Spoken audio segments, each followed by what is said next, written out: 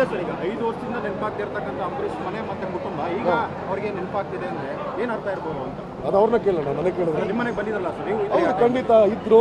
ಅಮ್ಮ ಹೇಳಿದಂಗೆ ಹಳೆದಲ್ಲೆಲ್ಲ ಮರ್ತೋಗಿ ಅಂತಲೇ ಮಾತಾಡಿದ್ರು. ಈಗ ಹೌದು, ರಾಜಕೀಯದಲ್ಲಿ ಇರದೇ ಇರ್ಬೋದು, ಬಟ್ ಕೆಲವರು ಹೇಳ್ತಾರೆ ರಾಜಕಾರಣದಲ್ಲಿ no permanent friends no permanent enemies ಅನ್ನೋದು ಸಹಜ ಅಂತಾರೆ. ಖಂಡಿತ ನಮಗೇನು ಇದೆಲ್ಲ ಹೊಸ ಅನುಭವನೇ. ಈ ದಿನ ಬರುತ್ತೆ ಅಂತ ನಾವು ಅಂದ್ಕೊಂಡಿರಲಿಲ್ಲ, ಬಹುಶಃ ಅವರು ಅಂದ್ಕೊಂಡಿರ್ಲಿಲ್ವೇನೋ. ಬಟ್ ಸಂದರ್ಭ ಕಾಲ ಕೆಲವು ಬದಲಾವಣೆ ಆದಾಗ ಆಗುತ್ತೆ.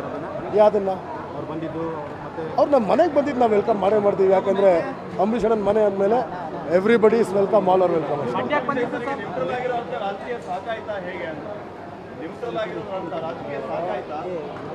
ನ್ಯೂಟ್ರಾಲಿಟಿ ನಾವು ಖಂಡಿತವಾಗ್ಲೂ ನ್ಯೂಟ್ರಲ್ ಆಗಿ ಇರೋದು ಅನ್ನೋದು ಮಿಸ್ಟೇಕ್ ಆಗುತ್ತೆ. ಯಾಕಂದರೆ ನಾವು ಖಂಡಿತವಾಗ್ಲೂ ಸಪೋರ್ಟ್ ಅನೌನ್ಸ್ ಮಾಡಿದ್ದು 1 ವರ್ಷದಿಂದ, 4 ವರ್ಷದಿಂದ ನೀವು ತೆಗೆದು ನೋಡಿದ್ರೆ ಪಾರ್ಲಿಮೆಂಟಲ್ಲಾಗಲಿ ಅಥವಾ ಏನೇ ತೀರ್ಮಾನಗಳಾಗಲಿ, ಬಿಲ್ಸ್ ಅಂತ ಆಗಲಿ, ಪಾಲಿಸಿ ಅಂತ ಬಂದಾಗ ಅವರು ಗೌರ್ಮೆಂಟ್ನ ಸಪೋರ್ಟ್ ಮಾಡಿದ್ದಾರೆ. ನಾವು ಸೊ ನ್ಯೂಟ್ರಲ್ ಅಂತ ಬರಲ್ಲ, they or she has been with government.